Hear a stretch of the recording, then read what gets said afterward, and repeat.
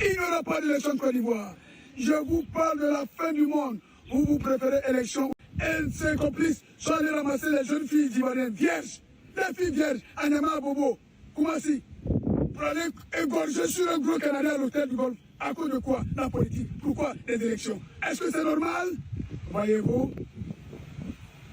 Qui dit? Quitte l'école. Ton papa. Je ne suis pas responsable de ce propos. Déjà, il faut comprendre ça. Je ne suis pas responsable. Donc maintenant, je suis venu pour le bilan. Parce que moi, Dieu, vous me voyez, je vous ai dit, on ne peut pas me voir. Je vous ai dit que j'ai choisi la folie pour confondre la folie du témoignage et la folie de ce monde. Je vous ai dit que je viendrai dans les conditions humaines.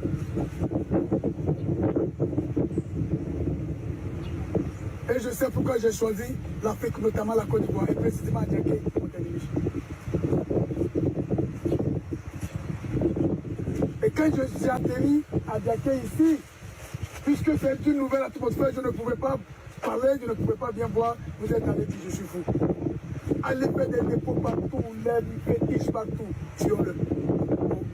Si vous étiez en train de faire mon œuvre, regardez un peu, un enfant qui est avec son papa à la maison, et papa sort, je m'en vais, je reviens, fais ci, manger, qui dit, quitte l'école, ton papa t'a payé. Mais tu as acheté son cacao à un prix dérisoire, il n'a plus d'argent. Lui-même pour manger, il ne peut pas. Et si on veut savoir, c'est que cette année, il n'y aura pas d'élection. Il n'y aura pas d'élection en Côte d'Ivoire. Je vous parle de la fin du monde. Vous préférez élection ou le paradis?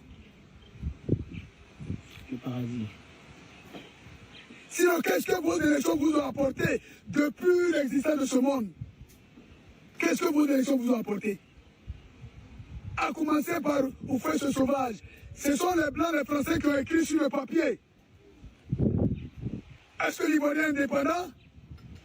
Les Ivoiriens ne sont pas indépendants. La Côte d'Ivoire n'est pas indépendante. Les Ivoiriens sont sous la servitude des Blancs et des étrangers. Et les Blancs et les autres étrangers. C'est les Français qui ont ramassé tout ce que vous voyez comme étrangers pour envoyer en Côte d'Ivoire. Pour servir de bouclier, pour leur permettre de voler, aller au port. C'est les étrangers qui sont là-bas. Le directeur du port, c'est un semblant d'Ivoirien. Il fait le compte à qui? Aux Blancs. Et le Blanc leur donne les miettes. On vient vous donner des 100 francs, des choses pour aller boire belé.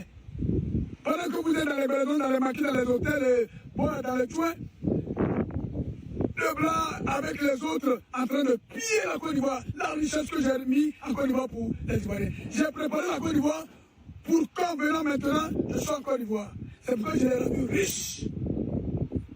Et vous allez comprendre pourquoi j'avais établi Gbagbo pour qu'il rende les Ivoiriens riches, mais Gbagbo allait comploter avec lui Satan. Donc c'est le Blanc qui a écrit pour dire à Oufoué, il faut lire. Les Ivoiriens, vous êtes indépendants. Oufoué a répété, mimer ce que les Français ont écrit par De Gaulle. Alors comment l'Ivoirien n'a jamais été indépendant depuis que la Côte d'Ivoire a existé. Donc qu'est-ce que vos élections vous ont apporté? Vos dirigeants vous ont apporté quoi? Mensonge. Voilà pourquoi je n'ai pas dit de faire la politique. Ni dans le Coran, ni dans la Bible. Allez-y lire. Je n'ai jamais demandé de faire la politique. Il dit aimez-vous les uns les autres. D'un amour sincère par lequel je vous ai créé. Regardez encore, gravissime partie, comme je vous l'ai dit, c'est parce que les Ivoiriens sont divisés. Les autorités que j'ai établies ont allé comploter avec le diable et la Côte d'Ivoire est restée sans autorité. Et c'est là que le voleur Satan Ouattara va atterrir en Côte d'Ivoire, voler le bien que j'ai donné aux Ivoiriens, en complicité avec les autres étrangers. Et moi, le Seigneur, je suis venu, comme je le répète, parce que pour moi, la répétition est spirituelle. Je suis venu arracher ce que le voleur a volé aux Ivoiriens. Le Satan Ouattara. Qu'est-ce que jusqu'ici vos élections vous ont apporté? Qu'est-ce que vos politiques vous ont apporté? Regardez à cause de la politique. Avant-hier, ce Satan Ouattara et ses complices sont allés ramasser les jeunes filles ivoiriennes vierges. Les filles vierges, Anyama Bobo, Koumassi, pour aller égorger sur un gros Canadien à l'hôtel du Golfe. À cause de quoi? La politique. Pourquoi les élections? Est-ce que c'est normal? Voyez-vous? Qui dit? Quitte l'école. Ton papa.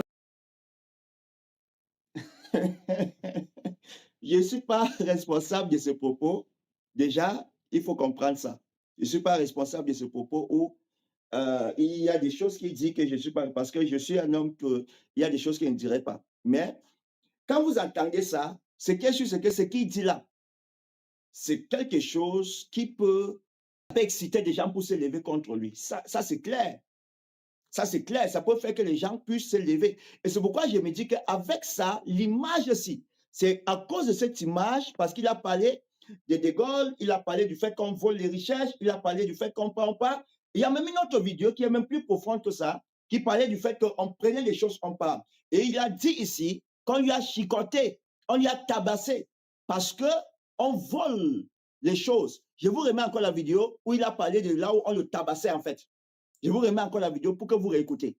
La vidéo où il parlait quand on le tabassait. Je vous remets la vidéo. Vous regardez. C'est 30 minutes. Dites que je suis fou. Si vous voulez, dites que je insultez-moi comme vous voulez. Vous prenez la main pour m'assommer. Regardez. Cassez ma tête. Oh. Cassez mon épaule. Cassez mon épaule. Cassez ma tête. Mon bras, tout ça. Ils n'aiment pas la parole. Et moi, Dieu, je me suis refait. Quand ils m'ont tapé, je suis tombé. Je suis rentré dans mon couvent. Par mon couvent, le Saint-Esprit, j'ai retrouvé la vie. Et ils ont continué à regarder dans mon dos, chicoter mes côtes, chicoter, regarder les plaies, mon sang, mon nom coulé. Tout simplement parce que tu dis la vérité. Parce que je dis chacun est calé dans son pays. J'ai établi la justice. Dites que je suis fou. Alléluia. Vous voyez, excusez, c'est parce que c'est l'image là que j'ai reçue et donc on m'a monté ça comme ça. Donc vous voyez, il montre le dos. Regardez la scène où il parle des autres choses, où il prêche, il parle seulement.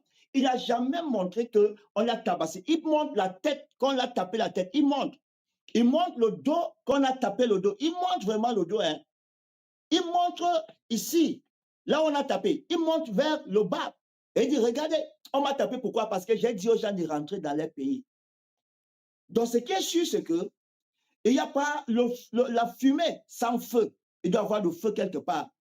Il dit qu'on l'a tapé, il est tombé. Mais comme il dit je, les gens comprennent juste qu'il est en train de dire que peut-être c'est quand Jésus était ici sur terre, où on l'a tapé, il est monté sur la croix, il est mort pour nous, et puis par le Saint-Esprit, il est ressuscité.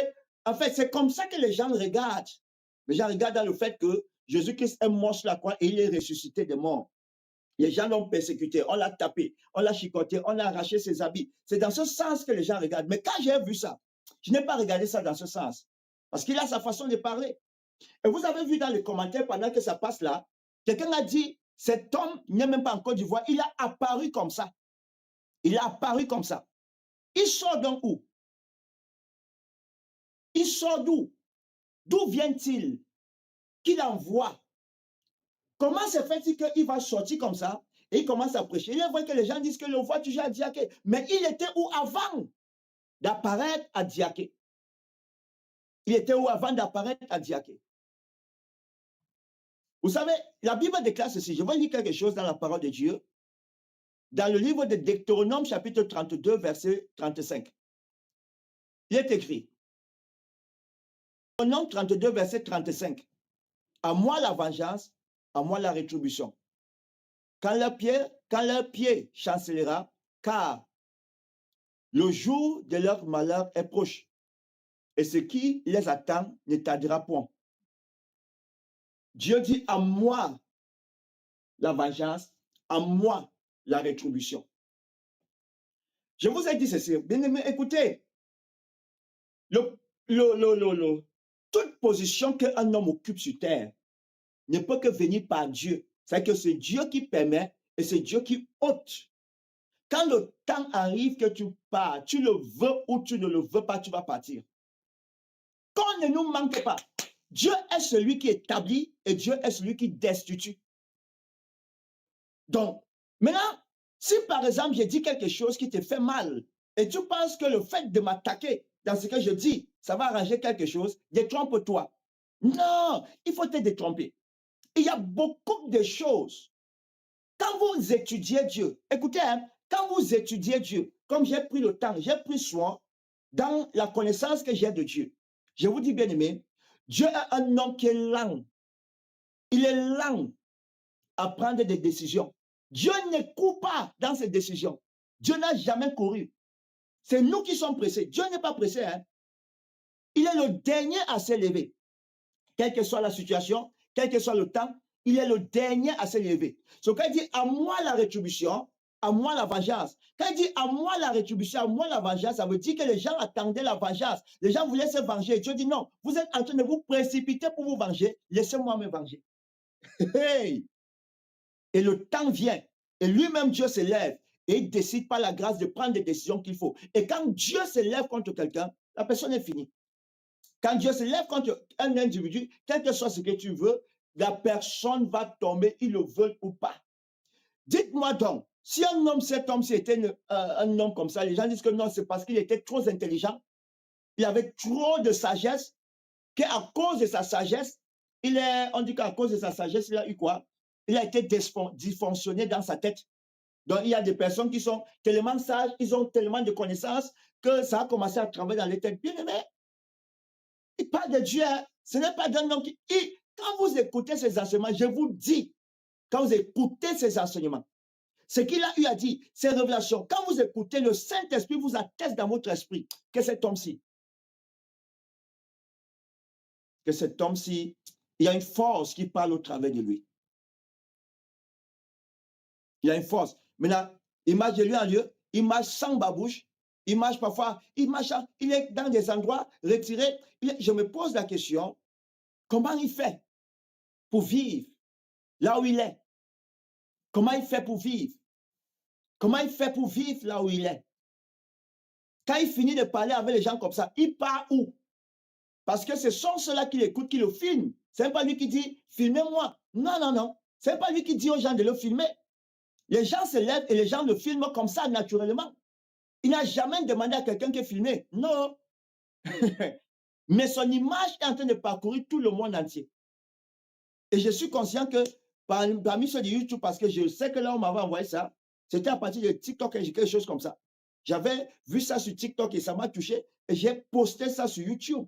Parce que c'est quand j'ai posté sur YouTube que beaucoup de personnes ont vu ça. Sur le côté YouTube. Mais TikTok n'était pas tellement vu comme ça a été vu sur YouTube. C'est pour dire quoi, bien-aimé? Apprenons à craindre Dieu.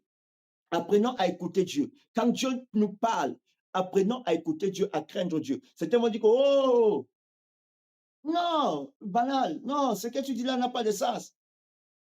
La Bible déclare que un jour devant l'Éternel est comme 1000 ans, et 1000 ans comme un jour. C'est qu'un jour devant Dieu est comme 1000 ans, et 1000 ans comme un jour. Donc Dieu ne calcule pas les jours comme nous calculons les jours. Hein. Il ne calcule pas les choses comme nous calculons.